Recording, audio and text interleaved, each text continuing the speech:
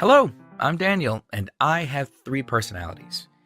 One of them is a regular Daniel, the one who's talking to you right now. Another one is depressed Daniel, and the third one is Daniel the Maniac. All combined, these three personalities make me a patient with bipolar 1 disorder, also known as manic depressive disorder. When people hear these three words, manic depressive disorder, they imagine at once a maniac from horror movies walking around with a machete and murdering everyone he can see. It's funny because it is as far from the reality as possible. The only person such a patient can harm is himself, which is due to depression episodes that last for a very long period of life and deprive you of any hope. But let me tell you in detail how I found it out.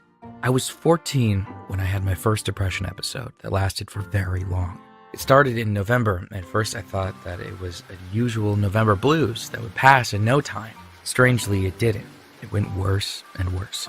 I was sure Christmas would fix it all, as it had always been my favorite time of the year, but it didn't. It felt like someone had switched off all the colors in the world, and you're living in black and white. Nothing gave me joy, nothing gave me pleasure or motivation. At some point, I was struggling not even to go to school, but to get up from the bed. What's the reason to do it if there's no hope and no future? When I'm out of depression, such thoughts seem ridiculous to me, but when you're depressed, you are absolutely convinced that life is a vortex that brings you straight to hell. Obviously, my parents got worried at once. They pulled me out of the bed and brought me straight to the doctor, who diagnosed me with clinical depression.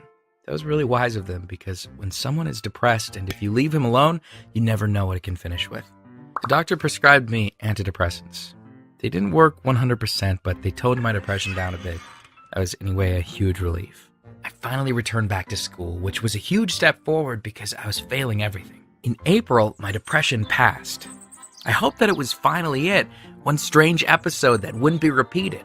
I was living my normal life and was slowly forgetting the horror I've survived until one day my manic episode started. This is something impressive to tell.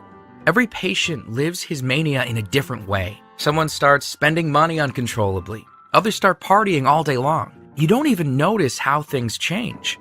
You receive a flow of uncontrollable energy, and you try to discharge yourself in some way. You feel like a Superman who can handle anything. Climbing a 40-foot tree?